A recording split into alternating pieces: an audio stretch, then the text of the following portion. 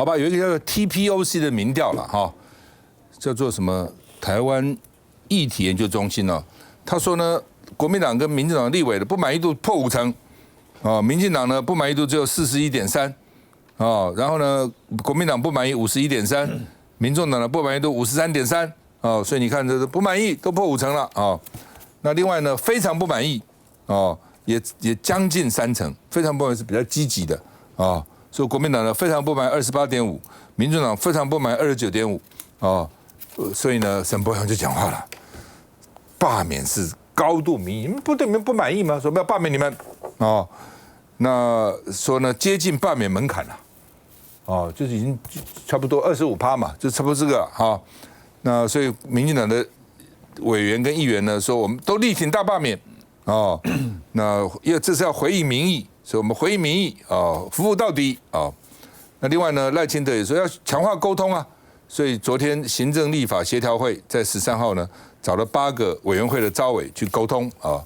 那这个谢龙介因为他很了解赖清德了，他就说为什么赖清德要下这个命令呢？说第一个呢，要用柯建铭记起，不要你柯建铭协调，你每天协调的什么东西啊？人事也不过，预算也不过，政策也不过，所以他自己下来。所以呢，说要透过媒体亲自升级，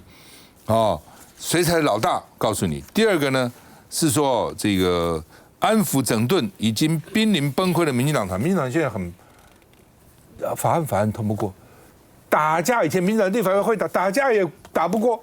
国民党现在里面一些身强力壮的，对不对？打架也在前面。以前民进党是少数的时候，至少跟你打架打得你国民党这个没有办法通过法案。现在法案人数表决不过，打架也不过，民进党里面有一个什么麦玉芬还是什么，所以也很厉害。是不是民众党？麦玉珍就也很会，也身体也很骁勇善战，所以打架也打不过。第三个呢是说呢，这个卓荣泰提到郑丽君，那但是呢谈到行政部门只说民进党团。立委的匿名也把它匿起来，根本不提柯建铭。所以换句话说是讲，是民进党团没有谈柯建铭，所以赖清德跟柯建铭可能也不对盘，所以柯建铭快下台了啊。那所以呢，李彦秀也说要宣示自己才是老大，所以升级召开，我们看一下。回应民意，我不缺席；回应民意，服务到底。要说民进党不演了吗？不分区立委沈伯洋带着地方议员站出来公开宣誓要协助民团罢免，但总统不是之前才说不介入。总统他是全民的总统，我们今天的重点是因为我们是民意代表，即使是一个人的选服我们都要做，何况是现在已经是有3-4成以上的民意已经认为说这是一件重要的事情，强调是两码子事，更拿出相关民调强化罢免正当性。看看民调数字，3党立委满意度仅民进党破4成，不满意部分国民党、民众党都过半，另外有8成民意支持立委做不好就罢免，8成的民众支持要罢免，那这8成里面有多少是蓝的，多少是绿的？他们没讲，那开什么记者会？民进党的来势汹汹，同样也在罢免名单上的徐巧芯没在怕，毕竟蓝营党中央也定调以罢制罢。首播锁定北市吴思瑶和吴沛忆。如果国民党要做反制，最简单、最迅速、马上可以做的就是倒戈。倒戈就全部通通重选。我们现在今天站出来的每一个议员，我们都有这个觉悟了。蓝绿迎战大罢免潮，至少嘴上气势不能输。那梦话怎么看？其实我们可以知道说，这个罢免，我觉得要有一件事很重要啦，不是什么仇恨。来推动罢免，其实是政治人物的仇恨值高才会引起罢免，罢免才有可能机会过嘛。其实我们罢免的门槛，大家知道，我们经历了几次罢免，不管是从韩国瑜到陈柏惟等等的蓝绿都有人被罢免的，有成功有不成功的。那我觉得回归到柯总召了，他讲这个大罢免，我觉得他其实是在一个立院党团的总召的身份上面，他有这样子的立场，我觉得是非常的来理解的。因为其实现在行政立法严重的对立，然后他在作为一个就是在立法院的少数党团的总召，他必须要想一个方法来解决政治的僵局。那其实罢免当然。案呢，在合乎我们的宪法上面就是一个守法。那因为我们宪法没有赋予我们行政部门就主动来解散国会的权利，所以呢，要国会倒阁我们才能解散嘛。那我们现在如果蓝白不愿意倒阁的话，那我们现在呢大罢免用手动来重选，这就是其实是一个方案啊。那我觉得还是回过来说，其实罢免是非常多。现在我觉得不管是哪一个县市，有非常多的公民团体呢，现在都是在推动这罢免的运动。那从刚刚的数字我们可以看到，也许呢，大家是对于就是立法院的蓝白的一些议员，可能是一些委员，也许他们对他满意，有些不满意的。我们可以看到从刚刚的总预算来看，我们看到总预算有3000多个案子送到政党协商嘛。其实最近呢，台北市政府我们刚审完台北市的预算呢，其实政党协商没有那么多案子送进来，有很多其实大家先沟通好就好了。我们看到什么样子的案子被协商？我们看到廖先祥他说为什么要去那个砍1200万的，就是内政部的预算，因为他说什么那个用一个巨人的图呢，把它用蓝色跟白色，就是在丑化在野党。可是冷气团不就是用这2个颜色在做代表吗？那翁小玲呢，他也说什么，因为中研院的法律所没有一个实质的效益，他就把这个预算砍了。那我们知道，其实像黄国昌现在要当现在的民众党的立委，现在可能要当党主席，他就是中研院的法律所出来的，所以有非常多这种我觉得不合理的案子。当然，我觉得预算是当然民意代表要来把关，可是要在合理的状况之下来讨论。很多不合理的案子你都送进去，然后政党协商，这就是大家讨论的空间。那当然，我们知道说一开始为什么总预算会延宕那么久，到我们现在连市议会都审完，立法院还没审完，就是一开始的时候在蓝白就合力的把总预算连委员会都进不去嘛。所以在整个状况之下，那现在又要用这种超车的方式，赶快让总预算来过关，不让在野党或者少数在立法院的少数来表达意见嘛。所以我觉得说整个的立法院的运作，蓝白里面还是必须要好好的思考说为什么会有这种罢免潮的来引起。如果大家真的做得好，或没有仇恨值的话，我觉得罢免真的没有那么容易来推动的。燕秀，你怕不怕人家说内湖罢免你？我们平常面对民意的罢免，我们都要非常的谦卑，但是就做该做的事情，因为不容易吧？如果被民进党背后操作，但是民进党其实就是在背后操作了哦。那从源源不绝的这些图卡啦、梗图啦，而且他们还可以互相串，全国互相串，可见背后中央资源是源源不绝。但是我们不能因为害怕就该做的事情不做嘛。你到时候中间选民、基层选民也看不起你，所以我觉得我们就把自己地方的服务做得更好，问政做得更好，我觉得那就是平常心去面对。当然，做这份工作是每天是必须战战兢兢，因为民进党有这么多的国家的机器在看着你哦，所以我觉得就是认真做。但是回过头来讲，这整件事情，我觉得赖清德真的对老柯非常的不满哦，就是这段时间，民进党到现在很多法案，51战队有没有票投齐过？很少。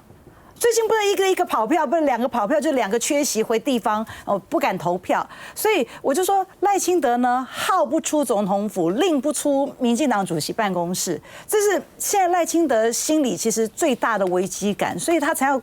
搞一个升级的什么委员长会议啦，升级的党团会议，他想自己来去处理。除了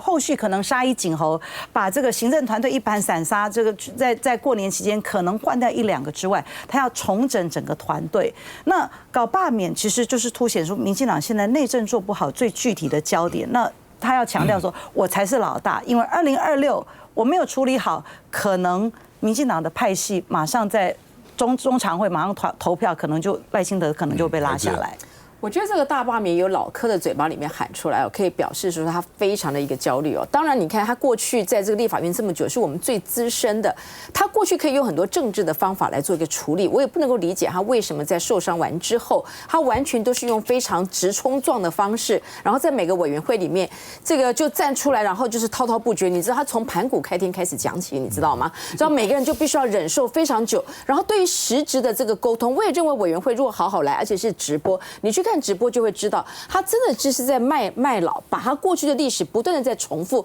那你这个重复，无非就是在拖延，不想进入所谓实质的审查。所以你可以看出，不是只有老柯是这样。过去从财划法，不过从很多的这个总预算来说，他们完全都没有对焦在真正的法案的条文里面，完全都讲这个欧龙谁的，完全在讲额外的这个状况。所以到底是谁在拖延，不要让这个预算过去，为他们自己的罢免来做一个柴火？我也跟着认认为，因为明天早上我们这个赴美的代表团要跟着喝咖啡，要去跟赖清德喝咖啡。可是现在整个罢免团体又是非常的火热的，每天都可以看到我们的群组里面传出来，到底又是谁在开始做一些文宣，谁又开始动用他们的资源，然后在全国的这个各个地方，然后再做全部的一个串联。你不能一方面跟韩国瑜院长来做喝咖啡，希望他能够稳定这个立法院里面，希望能够让朝野之间可以让我们的法案好好的过去。一方面你又在后面来做这样一个所谓的大罢免，然后呢完全不露痕迹，完全不用演的方法来，议员立委全部的投入，就知道在演哪一出戏。我觉得这个部分里面你的不一致，让我们彼此之间有很强烈的不信任感。这种不信任感对于整个台湾未来的走向，有这么多川普就要上任的，他这个双重关税，他包括这个所谓的国防自主，这么多的议题都要共同来做讨论。没有在搞大罢免，每个人都在这好像每天都在选举，每天都在仇恨当中。这个不管的不同的族群的对立、世代的对立，就在台湾社会是赖清德总统你要看到的吗？我觉得这个东西真的是要好好的来深思了。那明天喝大和，其实也不能叫大和解咖啡，就是你们临行之前的总统行礼如意，请你们喝咖啡，会有什么结果吗？你会看得出来吗？你看以韩国瑜院长的一个行事风格，他一定说什么都非常的微笑的看出，然后这个就是我个人认为就是一个大拜拜，一个嘉年华，大家说 say hello 很好，去美国一切顺利，回来继续罢免。赖清。这个赖清德呢，他在今天的民进党中常会就是针对有关于民众党的这个定狗机的这个抗议了他讲说呢，台湾已经走过了独裁时期的党国不分了固然呢仍有待司法改善之处，但是呢，我们已经确实落实司法独立了任何人都无法干预或者是介入司法判决不能够因为判决不如意就抹煞司法的专业，甚至质疑司法的独立性但是恰恰是不管是民进党的司法体系呢，施加在柯文哲身上的这种政治追杀，然后检调的办案的过程里面呢，屡屡的违反这个侦查不公开，还有他们在对待像比如说林炳文这些应该是被严格对待的通缉犯的如此的双重标准，都是一再的让人怀疑台湾的司法是有病的而且台湾的司法呢心中呢并没有一个公平正义的尺，而是充满了绿色的颜色的政治正确。赖清德讲到说，民进党就是前天嘛1月13号，正是他那个当选满这个1周年。他说，就是因为呢，民进党呢坚持清廉勤政爱乡土所以民众呢才给予民进党继续执政的机会。我觉得看了真的是笑出来就说到现在赖清德执政上台满1周年，大家对于赖清德在过去这1年来他做过什么样的事情，他做过什么样的善政善良的善政，举一件就好。我觉得我们都想不起来我们想到的只有就是他在国会改革的法案里面呢，你只要通过不如民进党意的法案，我就送司法官，就送宪法法庭来裁示。然后有一群呢为民进党的党意来去操盘的这些的大法官，所以民进党呢完全的非常的审视他只要呢在这个立法院呢不通过民进党想要的法案，就送大法官这个视线，大法官自然就会把它驳回。然后现在呢，在这个预算的会期里面，行政院有没有很负责任的要这些各部会呢去跟这些委员们协商？我觉得国民党这一次在有关于预算的审核上面非常的尽责而且删得非常的精准就是说对于这些各部会里面你花了这么大笔的这个文宣经费，或是藏在业务执行费里面的这些的预算经费，文宣预算都是不必要的，把它挑出来，本来就应该删，为什么不删？但是呢，民进党呢却把它做一个很负面的、恶意的一个谎言式的宣传，说删了什么社会福利预算啦，删了公务员的薪水，根本就是说谎。就是面对这样子的一个谎言连篇，然后呢不如你意呢，我就罢免你的这样子一个执政党。我们刚刚讲这家的民调机构前一阵子才做了赖清德的满意度的民调，竟然还有超过50%的民众支持赖清德。台湾民众真的是太善良，也太没有是非了。赖清德今天特别对这个民众党的这个111定高机，他说了，大家不要怀疑司法了，等等等等那我赖清德要不要看看说所谓的司法不公开已经变成一个笑话了？哦，就是侦查不公开了。检察官的起诉书跟那个杂志登出来都一样啊。我们不管柯文哲有罪无罪，我想那个另外一回事情。你这个整个的司法的过程，你是有问题的嘛？那赖清德最近有没有交代要彻查呢？对不对？地方法院他问检察官，关多久你才满意啊？可以这样问吗？你检察官归检察官，检察官起诉的时候，照理讲证据应该确凿了，法院根据你检察官检辩双方来听讼啊，来裁判。你怎么问检察官要多久才能够你才满意呢？那是怎样呢？那他说关到死满意，你就把他关到死吗？另外说，我因为尊重省级，你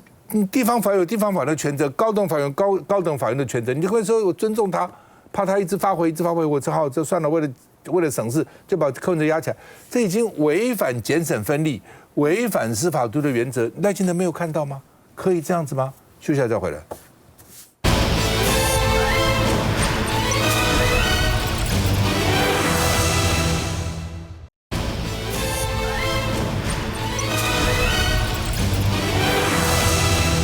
好，赖清德今天回应这个电狗机，我们刚刚讲，赖清德说，任何人都无法干预司法，不能因为判决不如你的意，你就抹杀司法这个公正啊。那抹杀了司法的专业，黄国昌说啊，赖清德能，你不能啊，不可耻吗？对不对？那另外呢，这个柯文哲以前的辅选干部被陈佩琪告了，郑淑馨就抖出黑资料反击，说他是史上最大的政治诈骗犯啊。那我觉得他们当然恨柯文哲，因为他原来是民进党的嘛，所以帮柯文哲第一次选市长嘛。那柯文哲现在跟民进党翻脸了，从这个角度看，他就认为你是个诈骗犯了不要说别的了那个立场已经不同了，道不同不相为谋嘛。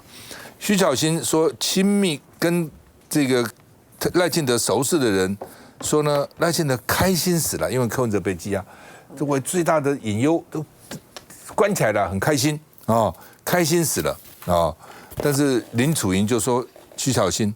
你这个诈团家属一开口就说谎言，什么赖清德让我开心死了呢？那黄阳明是说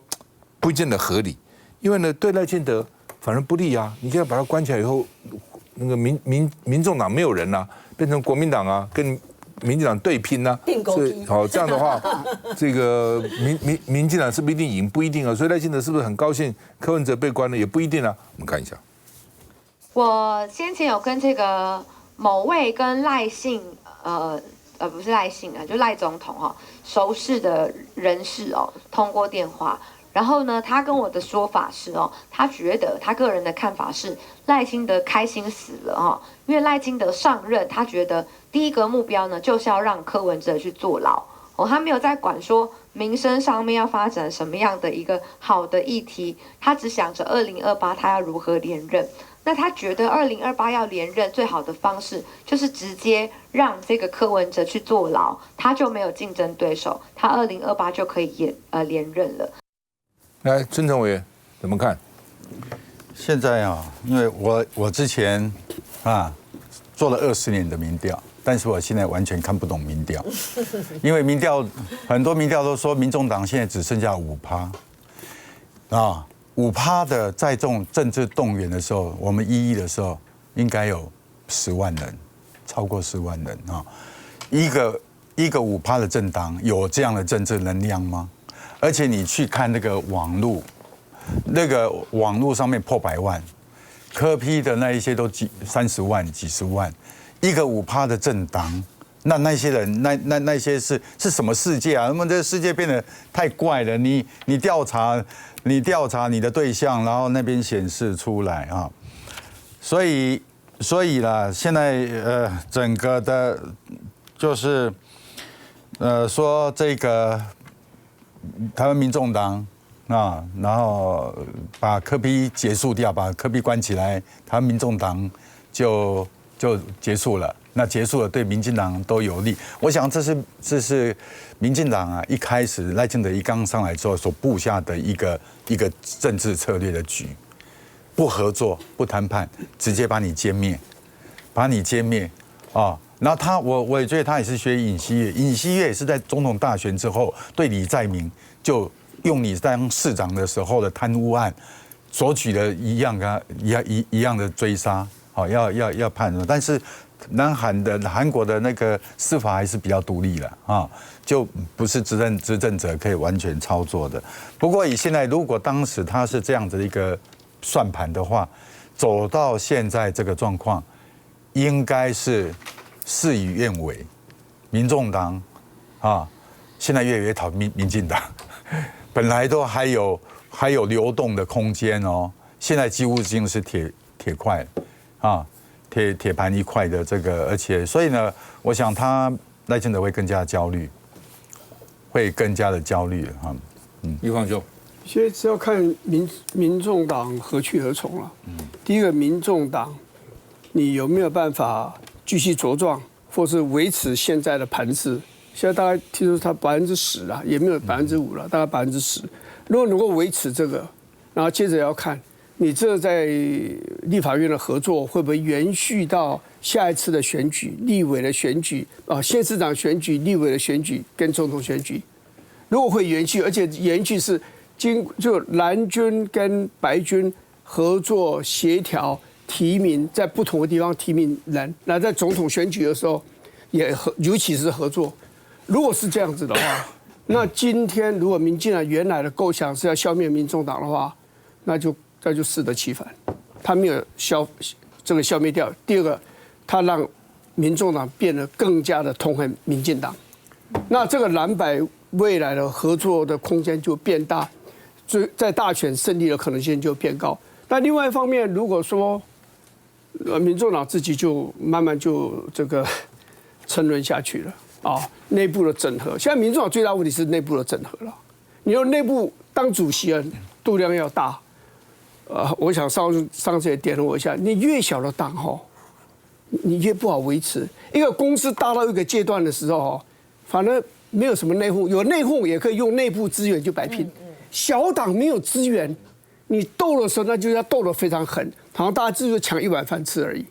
那个斗是真的是很可怕。当然我不是说民众党会这样，但是你就看你们现在的领导人，还有你们当立委的现任这些立委们。你们有没有办法统性合作？我坦白讲，民众党很多的年轻人，我是很欣赏的已经当完立委下来的，或是现在还在立委，或是在党部高层阶段的，有几个是头脑非常清楚，口才很好，相貌看起来也讨人喜欢的，是有这个。所以我觉得民众党是有这个资本，你们有这个资本，大家把这个生意给做大了你们如果花太多时间这样内斗，你看看以前。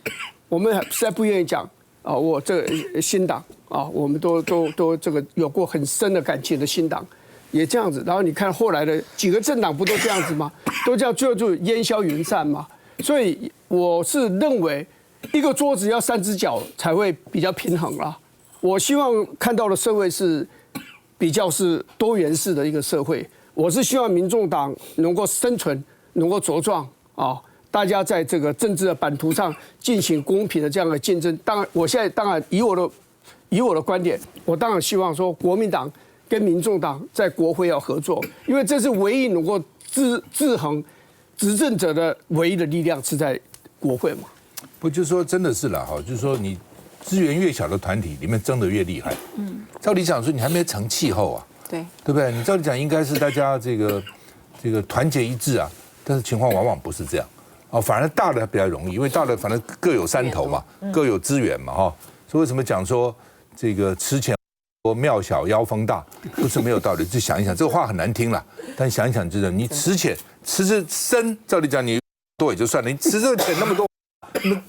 争夺庙的大庙，反而妖风不会来，庙越小妖风越大，就表示这其实就形容。越小的时候呢，越要重视里面的和谐。如果你小的时候都不能团结，他会讲说，那你自己都不能团结，我们干嘛支持你呢？这影响是非常大的。休息一下再回来。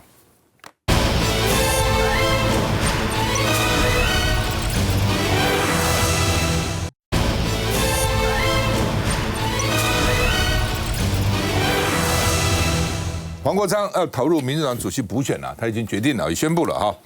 那他说，关键是他跟柯文哲长谈了。那说呢，柯文哲说呢，不能够这个让第三势力这个毁于一旦啊。那另外呢，黄国昌一旦这个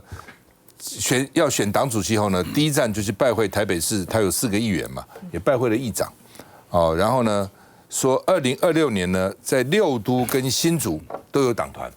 哦，所以都有党团，他起码有三个议员嘛，哦，所以希望能够有党团。换句话说，在6都希望都起码都有3个议员以上，哦。那另外呢，那到底还在立法院蓝白制有整合，在基层好像还是厮杀的很厉害，哦。那这个民众党就取消 N+1，本来是说我有4个嘛，有议员的地方我比如说有1个地方我加1个，2个地方我再加1个变3个，现在说已经取消了，哦，意思就是说我提名可能提很多，哦，那黄国昌说太早谈空泛的事情，哎呀，那个太远了，看一下。站上台北市长备询台，民众党代理主席黄国昌笑得很开心，不过被拱去做蒋万安的位子，黄国昌倒是没有上当。这个比立法院好。在议场里眼睛真超大，四处看。黄国昌这回带着4名自家议员拜访议长戴习清，还带上咖啡礼盒致意，难道是为蓝白北市2026布局先增加一些彼此的好感度？太少谈一些空泛的事情，不如我们务实、脚踏实地的。这话说的婉转，毕竟自家提名席次可能受到影响，因为国民党2026将采取扩大提名，士林北投预计提4+2席，内湖南港除了原先5席，如今人口增加，可能再增1席。松山信义恢复提名5+1席，有3席新人的参选空间。中山大同跟中正万华都维持提名4席。大安文山因为上回票拿得好，这回也再加1席，将提名9人。我们自己老中青3代都要有。所以现在等于是我们要推第3代，国民党也要的是其次的，并不是说要单一个特别强的人这样。而民众党先前喊出 N+1，在原本就有议员的选区再多提名1人，如今党团开完会后，这策略确定先取消。希望是能够各区都有1席的议员提名人，那也希望在6个选区有6席的议员都能够全垒打当选，3N+5，那这个到底最后在2026选战到底会发生什么结果？我觉得我们到时候再看真章。毕竟在整个支持度上面，跟柯文哲他当党主席的时候，其实声势是不太一样的。社会上是属于一个蓝白合的一个状态哦，压缩到国民党议员的提名跟选举哦。如今北市蓝营似乎不让了，要拼2026，不止稳住基本盘，还要更上一层楼。好，那么因为黄国昌也很谨慎啊，言必称柯主席，因为民众党到底是柯主席创的嘛，所以呢，黄国昌会不会是民众党的救世主？大家也在看。哦，会不会再他起来把民众党又振兴起来啊？那民众党说在台北市议员 N+1没有了，哦，以后可能 N+2、N+3，哦，就现任再加好几个。国民党也是要扩大提名，士林北投呢现在4个，要再加提名2个。松山西呢原来是5个，要再加提名1个，每个区况不同。那这个黄吕锦如呢说呢，他要推蓝3代，哦，现在这2代都老了，要3代，因为议员比较年轻嘛。第3代他有这个3代，他有他自己的基础了，哦，所以呢还是要提名有基础的人，哦，来，你怎么看？我觉得摆在民众党眼前的路其实蛮清楚的，就是在未来，不管是2026或是2028，其实蓝白合是唯一的选择。就在于是说，单靠民众党的力量，想要攻城略地，拿下9合1的选举的任何一个县市首长都不容易。国民党也是如此，哈，就是说国民党呢，除了在少数几个一枝独秀、非常的具有竞争实力的县市之外，当然还是希望就是蓝白能够合作嘛，哈，这样子能够减少阻力，而且当选的几率也大。我觉得国民党作为一个大党，应该要先展现诚意了啊。黄吕主委呢，现在喊出来的这样子的提名的规格，我觉得因为距离选战还有一段时间，我觉得那种喊话阶段，喊话哈是比较强的，而且他因为国民党哈，因为声势不错哈，特别是在这个台北市蒋万安的民调很高的情况下，它必然会有带动的作用嘛哈。然后参选的人呢，有心参选的人也很多啊。然后上一次呢，因为立委选举，所以空下来的这个席位呢，也有待新手去争取哈，所以就自然就喊出来。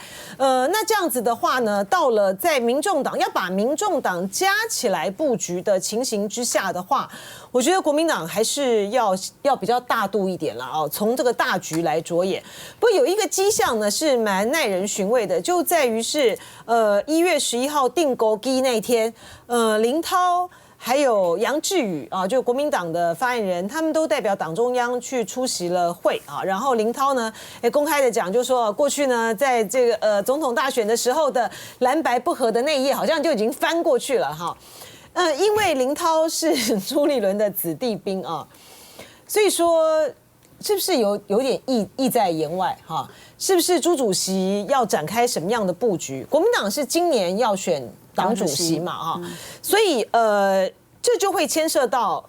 民众党未来的布局，就会牵涉到国民党党主席的人选以及未来2028的一个总体的布局。我觉得在今年接下来之后呢，会越来越明朗啦。不过路线是非常清楚的。如果说蓝白，特别是白的部分，他们现在都还是强调我们可以议题合作啊，议题合作。但就议题合作就是立法院的这个合作嘛，在选举的这个路上，其实没有第二条的路可以走了哈。我觉得就是要蓝白合，蓝白合都不见得会赢呢，更何况蓝白分。还有这个民众党呢，黄国昌呢，他当选了之后啊，他要赶快去面对一个问题，就是现在的不分区的立委，真的2年之后就要换一批新人吗？这是非常非常不聪明的政治选择啊。但是你原来讲好2年换啦。现在2年不换，本来在后面等的是下次轮到我的人要叛变啦，所以他是蛮麻烦的。不，因为你让现在这些好不容易有几个表现的还蛮稳定的这个委员啊，就这样卸任了。那民众党的这个地盘，在未来这2年是2026、2028的关键年呢。这样子是这样子不行。你要下面去选那个县市长选不上的，对啊，白选不上浪费。不过你仔细看哦，中央是合作的，因为立法院非合作不可嘛。将来选总统啊，这种单一选举非合作不可，不合作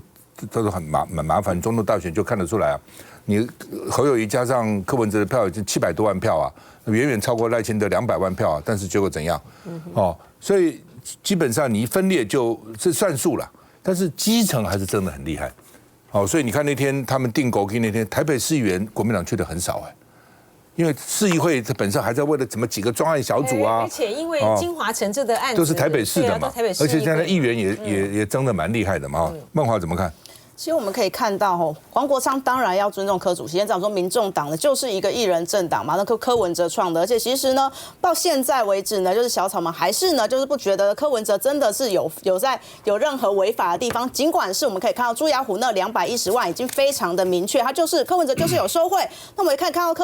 金华城的违法容积率呢，这个就是有图利，但是小草还是不认。所以呢，像黄国昌或任何想要接任柯文哲位置的人，也都必须要来遵守这个路线，继续来尊重柯文哲。但我们其实看回来，我觉得很有趣的是，就黄国昌他第一个就宣布党主席去的行程，他是去台北市议会耶。我们知道其实几个在我们民众党的台北市议员呢，其实都是跟黄珊珊比较接近的。黄珊珊当时也是选台北市长，其实都是黄珊珊的子弟兵。所以我觉得这是一个宣示，就是说，就是这些呢黄珊珊的子弟兵们已经都被黄国昌收服了。现在黄国昌呢已经在这一块都处理好了。那后来我觉得也有个很有趣的问题是，其实黄国昌在2020年的时候是有想过要选台北市长的哦。那我们其实柯文哲自己也讲过，他当时在黄珊珊跟黄国昌之间，他就是要挑一个人选。好，当时可能黄国昌输了，那现在他为什么去拜会的是台北市议会的议长呢？难道他在2026年是想要有来选台北市长大位的这个想法吗？所以我觉得蓝白合到底能够合得那么好吗？我觉得这是一个疑问。因为再怎么说呢，如果民众党他们真的需要他们自己的议员能够选得好的话，是也需要有母鸡的角色来带动嘛。尤其是其实台北市我们的空气票等等的是还蛮重要的。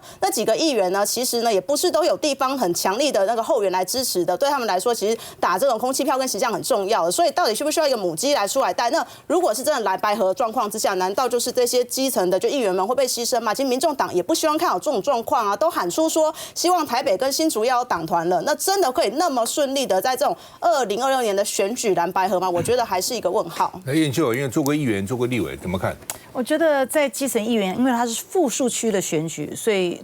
蓝白一定是竞合的关系，但是竞争又要合作。但是我觉得，因为复数型的选区，因为每个人他背后他可以去经营他不同的族群，有的是靠媒体，有的是靠基层的服务，有的是靠一些不同的背景，包括环团等等不同的形象，我觉得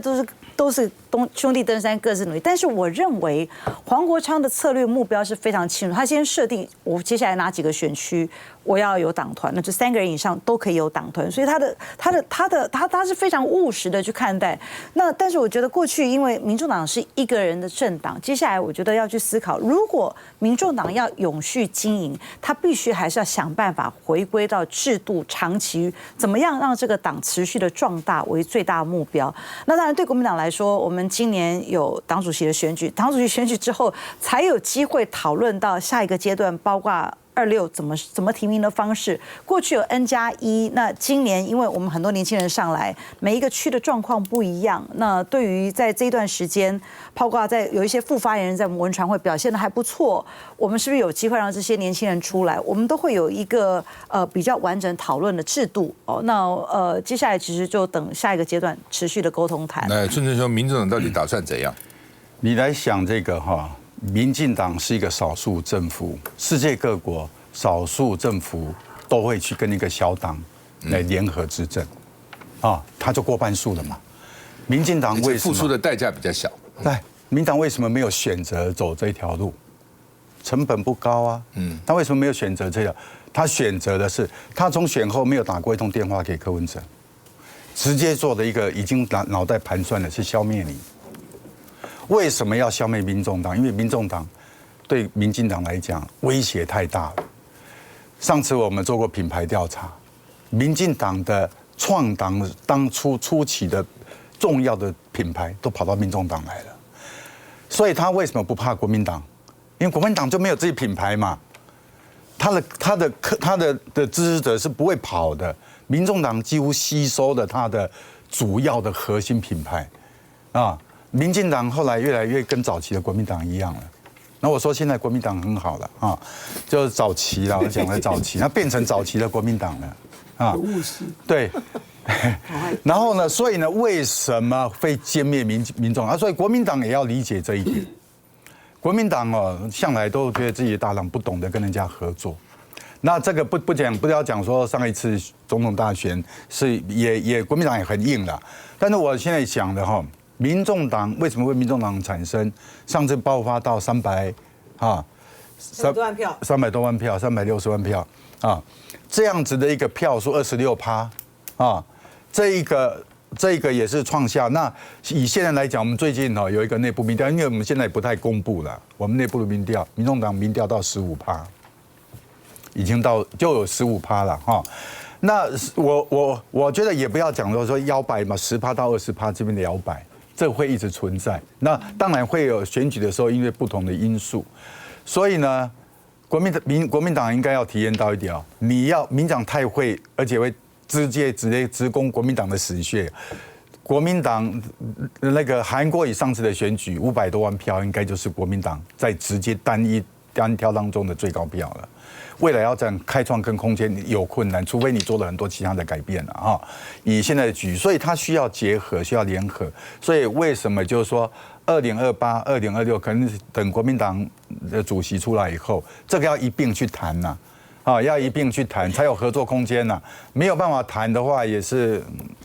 没办法对付民进党的啦。我就说基本上了，从上次选正副总统你就看得出来嘛。民众党一定也要合作了，他不能是老是要自己干了，自己干是当选不了的。国民党也是要大方一点啦，你就多给一点有什么关系呢？你现在没有当选，什么都没有嘛，那每次小气的要死，自己不固守自己的层次，你固守不了嘛。休息一下再回来。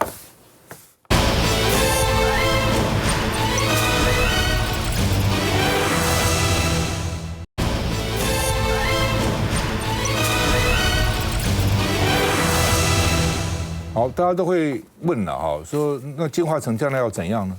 会变成个烂尾楼吗？要拖在那个地方吗？李世川说，鼎越公司就是金华城的属的公司了他愿意自己砍20%。现在争议最大就是20%嘛。因为392变成500多，再变成800多，这中间有2个过程了那第一个过程。勉强你说监察院有意见等等，勉强还讲得通。那再加上20%那个什么都更什么一大堆，那说不过去的。所以那20%他们愿意自己砍，哦，那而且呢，李四川说呢，3个月内就要完成，你自己砍20%，我们他要还是要报市政府嘛，3个月完成。那李四川也说，不能让金华城变成烂尾楼了，哦。柯文哲当台北市长最可恶的是，因为5大弊案把大巨蛋延下来，他自己现在也后悔了，对不对？为了打郝龙斌，所以喊出5大弊案，就一个也没成，然后呢就把这个大巨蛋拖下来。今天讲实话，国民党是为了在立法院跟民众党合作了，否则光台北市你柯文哲留下这些烂摊子，气都气死了。市民为什么台北市民对柯文哲印象不好？你是这样吗？你什么意思嘛？哦。所以呢，不能变成烂尾。大武巨蛋当时几乎变成烂尾楼啊，哦，所以呢，市政府要往前看，所以呢，不能够老是汲取过去的这些恩恩怨怨啊。那国民党跟民进党议员也说，乐见金华城自己砍20%，这就是3赢的局面啊。因为原来还是你到底怎么办呢？哦，是将来砍你20%呢，还是叫你拿钱来呢？等拿钱来，议员一定不同意啊。那自己先砍20%嘛，啊。那陈玉君说，黄国昌是借议会拜访施压。这个蒋万的政府哦，说呢，这个金华城要召开专案会议哦，那所以议员呢有不同的看法了哈。那另外呢，说起诉书是说金华城当时因为容积增加了嘛，所以呢有5亿的奖金，沈庆金呢就拿到6000万，而且分1500万给柯文哲，这是检察官在起诉书里面写的了哈。那这个前柯文哲的幕僚吴静怡就是说呢，陈佩琪在做多少公益都没有。劝柯文哲，你干脆认罪算了，认罪就减刑嘛。哦，你一直咬死不认罪，那检察官如果手上有证据的话，就会从重这个起诉，法官会从重量刑嘛。我们先看一下这个金华城到底要怎么做，让这个工程说实在往后变成是一个烂尾楼，没有办法继续的施工，会影响公共安全。他们自己把变更建造把20%先行把它拿掉。看来金华城20%容积奖励基本上是拜拜了。副市长李四川召开会议，不想金华城变烂尾楼，说鼎越公司已经来函，愿意自动放弃容积奖励。市政府绝对是一定要往前看。如果假设往后他们法院还他清白，是证明他们是合法，当然他可以依照他们的权利去行政救济。原定1个小时会议，硬是多开了将近40分钟。与会成员有都发局、法务局、律师、专家学者等等。鼎越虽然没出席，但态度已表明，市府看来乐观其成，但时间点呢？他来做变更的时候，还必须经过这个结构外审，那还有一些都市的审查。那原则上我们会在3个月内把它完成。那也解除了这个蒋万安市长举棋不定的一个态度，也不愿意面对的一个态度。台北市议会所做的决议也是所有全台湾人民认为说不法取得图利是应该是很明确的。只是目前牵扯刑事案件，就算鼎越为了金华城能继续盖，不过还是要等地检署取消扣押等等关卡。除了法律、行政上攻防，政治当然也少不了。在金华城的专案小组会议之前来做这样子的一个拜访，举发金华城案的就是国民党的议员啊，黄国昌此举真的是相当的矛盾。在容积奖励上，蓝绿立场难得一致，都希望追回，但政治层面分数总得多少哪一些？花子台北市议员怎么看？其实我们民进党团在一开始就是开议的时候呢，就主张说这个20%容积真的要处理。那金华城是要停工怎么样？希望台北市政府可以拿出态度来。那今天我们可以看到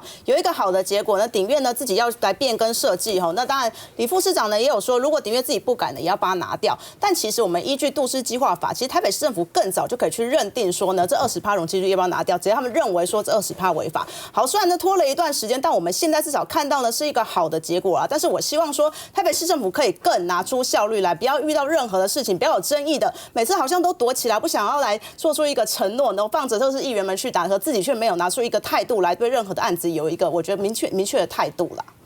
我个人觉得李四川在处理这件事情的时候，真的做得非常的公德圆满啊，并不是他们不愿意处理，而且他们要想到一个更圆满的一个方法。如果那么快就介入，然后呢，造成更多不一样的这个，让这个整个的这样的一个结构，或是整个的流程更加的复杂，我觉得这个对台北市政府也没什么好处。说台北市政府是谨慎来做这样的一个事情，所以今天有这样的结果，我想刚刚已经提到蓝绿都是非常的高兴的。倒是我要提醒啊，就是不要就是说已经达成了一个协议的，像这个所谓的像民进党的议员还拿出来说什么黄国昌来拜会戴琪卿要给蒋市府压力，蒋市府哪里是你来拜会就有办法给压力的？就是已经获得一个很好的结果，就不要在口语上面再做额外再去消费蒋万安，因为这个已经是大家市民所乐见的。我也很难以想象一个烂尾楼摆在那个地方，这对于我们台北市容的未来的发展到底会造成什么样负面的影响？既然大家觉得要往前走，我觉得这是好的事情。不过这件事情也让我们的川博未来可能在不管是在哪个县市选举来说，对他觉得是一个大的加分，证明他是一个务实的人。大巨蛋在台北市停了5、6年，到现在办演唱会还会在那边漏水。其实最主要的原因是没办法解决，停工停太久，你即便是拿那个苏力控补都补不上。这是李四川亲自告诉我的，他说真的没办法，他了解这工程的问题。那台北市还要第2个烂尾楼，所以当时很多民进党议员非常积极说：“哎呀，我们要自砍。”台北市政府它不是法院，法院还没判决之前，他当然不能砍。所以李四川不管用什么样的方式沟通协调，能够让他们自砍，这才是正本清源的做法。那我觉得沟通的过程当中，其实我觉得方向是对，也凸显出台北市政府李四川在整个不论是大巨蛋，不论是基泰建设、摊上都做得非常好。这个金华城的这个20%的这个条例啊，其实也争分很久啊，意见呢各方的解释都不一样了，什么图例了，那搞了半天，包括当然这是起诉柯文哲很重要的一个因素嘛。那这个问题哈，包括那个公司呢，他自己愿意去处理啊，我想这个各方面都是好的，各让一步了。来，玉芳兄，李四川是有担当的人啊，所以他才敢讲说不会让它变成烂尾楼啊。也因为他的这个公信力很够了，我想这个公司大概也顶越也愿意这个让步。第一个，他知道他不让步也不行；第二个，因为李四川是一个值得被尊敬跟信赖的人。来进。民不与官斗哈，一开始鼎越还蛮强硬的哈，可是我觉得他大概也看到这个事态发展，柯文哲这样子被对待，他们未来在金华城这个案子上面其实非常的不乐观哈。所以我觉得今天能够做到这样子的结果，真的传北是很厉害了。就像知恩刚才讲的，只要他愿意哈，他选不管哪里哈，当然新北市长哈，胜算就非常的高。不过民众党要特别的小心了哈，就是金华城才只是起步而已哈。接下来还有北市科的案子、雨果市场的案子，就算国民党呢在后面的力道呢不那么。